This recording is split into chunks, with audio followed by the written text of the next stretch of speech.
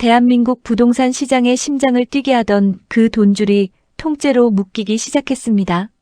정부가 부동산 시장을 향해 전례 없는 강력한 카드를 꺼내 들었기 때문입니다. 이름하여 부동산과 금융의 사실상 절연 정책.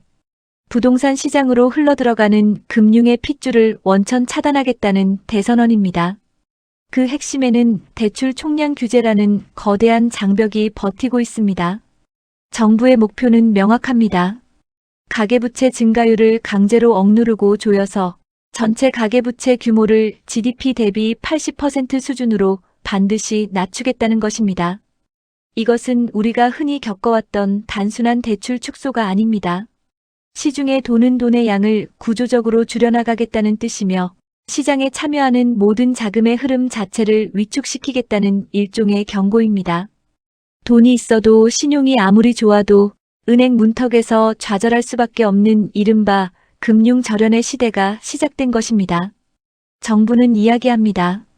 이러한 강력한 규제를 통해 부동산 가격의 급등을 막고 시장을 완만한 상승 또는 안정 상태로 유도하겠다고 말이죠. 폭등을 막아 서민들의 주거 안정을 돕겠다는 명분입니다. 하지만 과연 시장이 정부의 뜻대로 그 아름다운 계산대로만 움직여줄까요?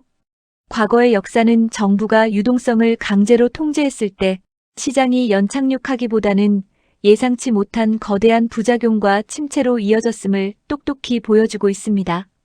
지금 시장의 수많은 전문가가 정부의 호언장담 뒤에 숨은 거대한 그림자, 즉 장기 침체나 급락의 가능성을 경고하는 이유가 바로 여기에 있습니다. 우리는 멀리 갈 필요도 없이 이웃나라 중국과 일본의 사례를 주목해야 합니다. 그들이 걸어갔던 길은 지금 우리가 마주한 현실과 너무나도 닮아있기 때문입니다. 먼저 중국의 사례를 보겠습니다. 불과 얼마 전까지만 해도 중국 부동산은 불패의 신화로 통했습니다. 하지만 중국 정부는 가파르게 늘어나는 부채를 막기 위해 부동산 기업들을 겨냥한 이른바 레드라인 규제를 도입했습니다. 부채 비율과 현금 비율 등을 철저하게 통제하여 부동산 시장으로 들어가는 돈줄을 강제로 끊어버린 것입니다. 결과는 어땠을까요? 시장의 유동성이 순식간에 메마르자 헝다그룹을 비롯한 대형 개발사들이 도미노처럼 연쇄부도를 맞이했습니다. 건설 현장은 멈추었고 자산 가치는 폭락했으며 중국 경제 전체가 극심한 부동산 발경기 침체의 수렁에 빠져들었습니다. 자산을 안정시키겠다는 규제가 오히려 시장의 숨통을 끊어버린 비극적인 사례입니다. 일본의 경우는 더욱 극적입니다. 1980년대 후반 전 세계에 돈을 쓸어 담던 일본 부동산 버블의 중심에는 완화된 금융 정책이 있었습니다. 하지만 자산 가격이 걷잡을 수 없이 치솟자 일본 정부 역시 급격한 금리 인상과 함께 대출 총량 규제라는 칼을 빼들었습니다. 부동산으로 가는 돈의 총량을 정부가 강제로 통제하겠다는 지금의 대한민국과 판박이인 정책이었습니다. 그 결과는 우리가 잘 알고 있는 일본의 잃어버린 30년입니다. 자산 버블은 순식간에 붕괴했고 한번 얼어붙은 부동산 시장은 수십 년 동안 깨어나지 못했습니다. 돈의 흐름을 강제로 막아버린 대가는 너무나도 가혹했습니다. 그렇다면 대한민국은 안전할까요?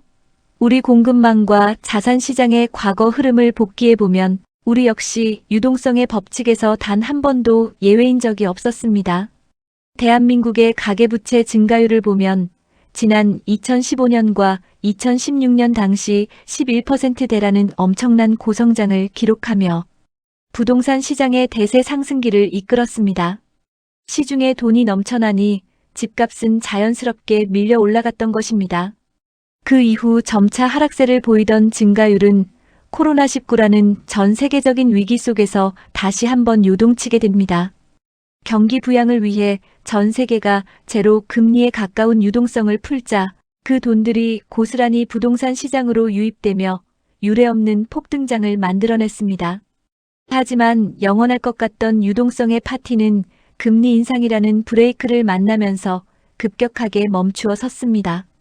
최근 가파르게 진행된 금리 상승은 대출 축소와 직결되었고 이는 곧바로 부동산 시장을 가장 강하게 압박하는 치명적인 요인으로 작용했습니다. 역사적으로 금리가 오르고 대출이 막혔을 때 자산 가격이 무사했던 적은 단 한 번도 없었습니다. 정부는 현재 가계부채 증가율을 연 1.5% 수준이라는 극단적인 수치로 제한하고 있습니다. 숨을 쉴 수 없을 만큼 꽉 막힌 수치입니다. 시중은행들은 매월, 매분기마다 정부가 정해준 대출 한도를 채우지 않기 위해 눈치를 보며 대출문을 걸어 잠그고 있습니다. 게다가 다주택자들에게는 대출 만기 연장조차 금지하는 초강수 규제 패키지가 매일같이 시행되고 있습니다. 그야말로 사면초가 사방에서 돈줄이 막힌 형국입니다. 그런데 참으로 기묘한 일이 벌어지고 있습니다. 정부가 이토록 강하게 돈줄을 쥐고 있는데 시장의 한쪽 구석에서는 오히려 가격이 들썩이는 역설적인 현상이 나타나고 있는 것입니다. 모든 돈줄이 막혔다면 시장 전체가 차갑게 식어야 정상인데 왜 특정 지역과 특정 아파트들은 오히려 신고가를 경신하며 매수세가 몰리고 있는 것일까요? 정부의 촘촘한 대출 규제망을 비껴간 틈새 시장에서 지금 새로운 자금의 대이동이 시작되었습니다. 고가 아파트 시장이 차갑게 굳어버린 사이 눈치 빠른 스마트머니와 갈 곳을 잃은 실수요자들은 이미 대안을 찾아 발 빠르게 움직이고 있습니다. 이 자금들이 향하는 곳은 어디일까요? 그리고 왜 그곳의 가격이 들썩이고 있는 것일까요? 정부가 꺼내든 금융 절연 정책의 칼날이 만들어낸 뜻밖의 풍선 효과와 얼어붙은 시장 속에서도 살아남아 꿈틀거리는 중저가, 시장의 실체. 정부가 금융의 심장마비를 유도하듯 대출 총량을 옥죄고 있는 지금 시장은 얼어붙었을까요? 놀랍게도 자산시장은 완전히 다른 방향으로 꿈틀거리기 시작했습니다. 돈줄이 막히면 전체가 가라앉을 것이라는 정부의 순진한 계산은 시장 참여자들의 생존, 본능 앞에서 완전히 빗나가고 있습니다. 모든 문을 걸어 잠그면 물은 멈추는 것이 아니라 가장 약한 틈새를 찾아 뿜어져 나오기 마련입니다. 부동산 시장도 마찬가지입니다. 정부가 촘촘하게 쳐놓은 대출 규제의 그물망을 교묘하게 비껴간 틈새 시장, 바로 그곳에서 지금 거대한 자금의 대이동이 포착되고 있습니다. 그 자금들이 도착한 종착지는 어디일까요? 바로 수도권 외곽 지역, 그리고 매매 가격 6억에서 15억 원 사이의 중산층 아파트 단지들입니다. 그동안 시장을 주도했던 초고가 주택시장은 대출 규제의 직격탄을 맞았습니다. 수십억 원에 달하는 집을 대출 없이 순수 현금으로만 사기에는 자산가들조차 부담스러운 환경이 되었기 때문입니다. 결국 고가 주택 시장의 거래가 뚝 끊기고 상승세가 둔화되자 시장의 눈치, 빠른 스마트머니와 당장 집을 구해야 하는 실수요자들은 현실적인 대안을 찾아 아래로 내려오기 시작했습니다. 실제 통계는 이 현상을 소름 끼치도록 정확하게 증명하고 있습니다. 최근 서울에서 이루어진 아파트 매매 거래를 분석해보면 놀라운 수치가 눈에 들어옵니다. 서울 전체 거래의 절반 이상이 바로 10억 원 이하의 주택에서 발생하고 있는 것입니다. 강남 3구나 마용성 같은 초고가 지역이 규제에 묶여 숨을 죽이고 있는 사이 상대적으로 규제의 칼날에서 자유로운 지역들이 무서운 기세로 치고 올라오고 있습니다. 대표적인 곳이 바로 서울의 관악구, 동대문구, 그리고 강서구 같은 중저가 밀집 지역입니다. 이들 지역의 상승률은 현재 서울 평균을 웃돌며 두드러진 독주 체제를 굳히고 있습니다. 고가 아파트가 멈춰 선 자리를 중저가 아파트들이 넘겨받아 시장의 판도를 뒤흔들고 있는 것입니다. 그렇다면 왜 하필 지금 이 시점에 중저가 아파트에 이토록 많은 사람이 몰리는 것일까요? 단순히 대출이 조금 더 나와서일까요? 아닙니다. 그 이면에는 전세 시장이라는 또 다른 시한폭탄이 매일같이 째깍거리고 있기 때문입니다. 현재 대한민국 부동산 시장을 움직이는 가장 불안한 축은 바로 전세 수급의 대불균형입니다. 향후 집값 전망이 불투명하고 정부의 대출 규제가 강해지자 무리해서 집을 사기보다는 일단 전세로 살면서 타이밍을 보자는 관망 수요가 폭발적으로 늘어났습니다. 전세를 원하는 사람은 이토록 많아졌는데 정작 시장에 나오는 전세 매물은 말 그대로 씨가 말라버렸습니다. 다주택자에 대한 압박과 임대차 여건의 변화로 집주인들이 전세를 놓기보다 매물을 거두어들이거나 월세로 전환하고 있기 때문입니다. 전세 물건은 귀해지고 전세 가격은 자고 일어나면 무섭게 치솟습니다. 전세가가 매매 가격의 70%, 80% 턱 밑까지 차오르는 현상이 속출합니다. 이쯤 되면 전세를 구하지 못해 지친 실수요자들의 마음속에는 극심한 불안감과 분노가 피어오르기 시작합니다. 이 비싼 전세금을 내고 2년마다 이사하느니 차라리 대출을 조금 보태서 내 집을 사고 말겠다. 결국 전세난에 등 떠밀린 실수요자들이 마지막 생존 수단으로 매수 전환을 선택하고 있는 것입니다. 그리고 이들이 진입할 수 있는 유일한 사다리가 바로 6억에서 10억 원대의 중저가 아파트입니다. 전세 시장의 붕괴가 역설적으로 중저가 아파트의 가격을 아래에서 단단하게 받쳐주고 나아가 가격을 위로 밀어올리는 강력한 하방 경직성을 만들어내고 있는 셈입니다. 하지만 상황은 그리 단순하지 않습니다. 수요는 전세난에 밀려 중저가 시장으로 계속 유입되고 있는데 공급을 담당해야 할 다주택자들은 지금 거대한 콘크리트 벽 뒤로 숨어버렸습니다. 정부가 다주택자에 대한 양도소득세 중과 제도를 다시 전면 시행했기 때문입니다. 다주택자가 집을 팔 때 적용되는 최고세율은 가히 징벌적입니다. 지방세까지 포함하면 최소 65%에서 최대 82.5%라는 가혹한 세금 폭탄이 떨어집니다. 여기에 오래 보유하면 세금을 깎아주던 장기 보유 특별 공제 혜택까지 완전히 박탈당했습니다. 다주택자 입장에서 계산기를 두드려보면 결론은 하나입니다. 지금 집을 팔면 번 돈의 대부분을 세금으로 뜯기는데 내가 왜 팔아야 하지? 결국 그들은 매도를 포기했습니다. 시장에 매물을 던져 손해를 보느니 차라리 문을 걸어 잠그고 자녀에게 증여하는 길을 택하거나 무기한 버티기에 돌입했습니다. 시장에 물건이 나오지 않는 이른바 매물 잠김 현상이 심화되면서 자산시장의 동맥경화는 극치에 달하고 있습니다.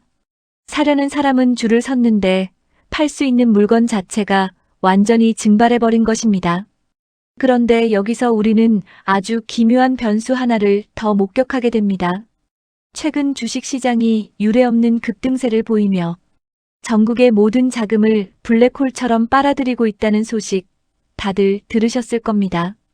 일각에서는 주식시장이 너무 좋아서 부동산으로 갈 돈이 다 저쪽으로 빠져나가 부동산은 결국 망할 것이라 말합니다. 과연 그럴까요? 대한민국의 자산시장을 수십 년간 지켜본 이들은 이 현상 뒤에 숨겨진 진짜 부메랑 효과를 알고 있습니다.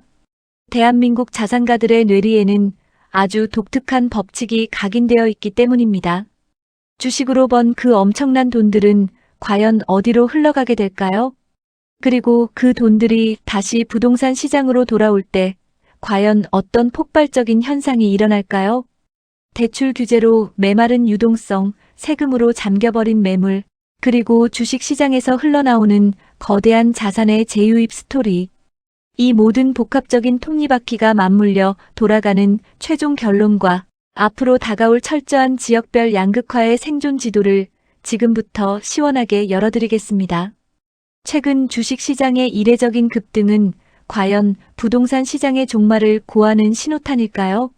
단편적인 경제학 이론만 보면 그렇게 보일 수도 있습니다. 자산시장의 자금은 한정되어 있고 주식시장이 뜨거워지면 부동산에 머물던 유동성이 그곳으로 이동하는 것이 자연스러워 보이니까요. 하지만 대한민국의 자산 역사는 전혀 다른 이야기를 하고 있습니다. 대한민국 투자자들에게 주식은 자산을 증식하는 공격적인 수단일지언정 내 자산을 영원히 묻어둘 최종 목적지는 아니었기 때문입니다. 우리나라 자산가들은 주식시장에서 큰 수익을 거두면 그 돈을 모두 찾아 소비해버리거나 주식에 그대로 묻어두지 않습니다.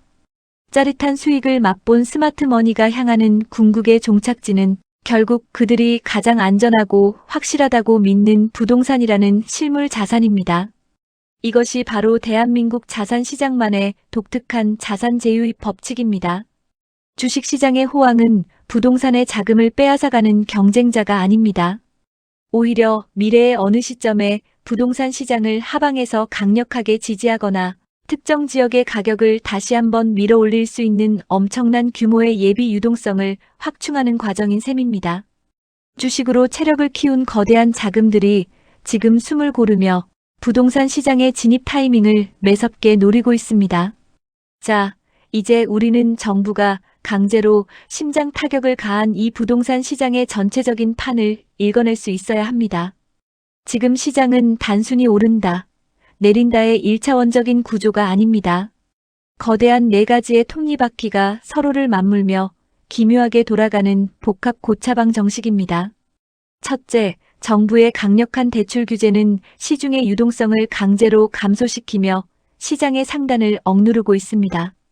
둘째, 그러나 임대차 시장의 전세 부족 현상은 전세난에 지친 실수요자들을 매수세로 떠밀며 시장의 하단을 받치고 있습니다.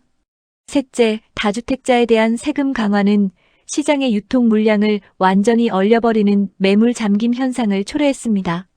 넷째, 여기에 주식시장의 상승은 향후 부동산으로 재유입될 거대한 자산의 씨앗을 키워내고 있습니다. 이 4가지 흐름이 정면으로 충돌하고 있는 것이 지금의 현실입니다. 그렇다면 이 복잡한 구조의 끝에서 과연 앞으로의 부동산 시장은 어떤 모습으로 변모하게 될까요?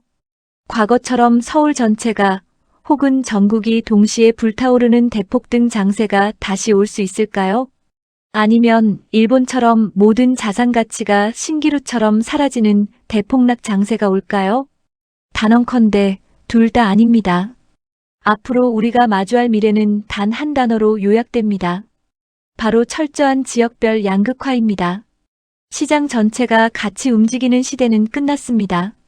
이제부터는 철저하게 쪼개지고 갈라지는 차별화 장세가 펼쳐질 것입니다.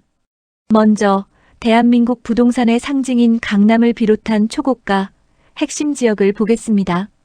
이들 지역은 정부가 쳐놓은 금융 규제의 가장 두터운 벽 마주하고 있습니다. 대출이 전면 차단되고 다주택자 세금 압박이 최고조에 달한 상황에서 아무리 입지가 좋아도 매수세가 연속적으로 붙기는 힘든 환경입니다.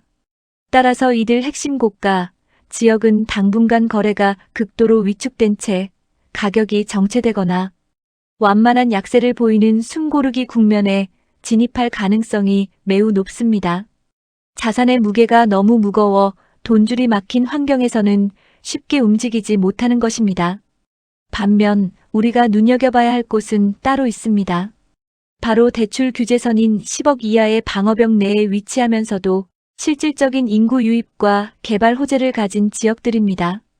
대표적인 곳이 바로 거대한 산업, 생태계가 조성되고 있는 반도체 벨트라인과 서울 외곽의 중저가 단지들입니다. 이곳은 전세난에 밀려난 실수요자들이 진입할 수 있는 마지노선이자 대출 총량, 규제의 가이드라인 안에서 자금 조달이 가능한 현실적인 선택지입니다. 공급은 세금으로 묶여 파리하게 말라가는데 수요는 전세 부족에 등 떠밀려 계속해서 유입되는 구조. 결국 이들 중저가 및 호재 지역은 규제 속에서도 나 홀로 상승 흐름을 이어가며 시장의 버팀목 역할을 하게 될 것입니다. 고가 지역은 멈추고 중저가, 호재 지역은 올라붙으면서 격차가 좁혀지거나 지역이 완전히 재편되는 양극화의 신풍경이 연출되는 것입니다. 결론을 짓겠습니다. 지금의 부동산 시장은 겉으로는 대출 규제에 막혀 고요해 보이지만 그 내부에서는 자금의 대이동과 심리적 지각 변동이 그 어느 때보다 격렬하게 일어나는 불안정한 환경입니다. 앞으로 시중 금리가 어떤 방향으로 움직이는지, 그리고 정부가 이 금융 절연 정책의 강도를 어디까지 끌고 가는지에 따라 시장의 변동성은 언제든지 출렁일 수 있습니다. 무조건적인 낙관론에 기대어 무리하게 빚을 내는 영끌 투자는 이 유동성, 가뭄의 시대에 가장 위험한 선택이 될 수 있습니다. 하지만 반대로 시장이 완전히 망할 것이라는 극단적인 비관론에 빠져 자산시장에서 눈을 돌리는 것 역시 내 자산을 지키는 올바른 태도가 아닙니다. 공급이 잠긴 시장에서 전세 수급이 어떻게 꼬여가는지, 주식시장의 스마트머니가 어떤 타이밍에 부동산으로 회군하는지 매 순간 예민하게 주시해야 합니다. 위기는 언제나 모두가 얼어붙어 있을 때 소리 없이 기회로 모습을 바꾸어 찾아오기 때문입니다. 정부의 거대한 실험, 금융 절연 정책이 가져올 이 예고된 양극화의 시대에서 여러분은 어떤 생존 전략을 준비하고 계십니까? 철저한 분석과 냉철한 판단만이 잔인한 자산시장에서 여러분의 금고를 안전하게 지켜줄 유일한 무기입니다.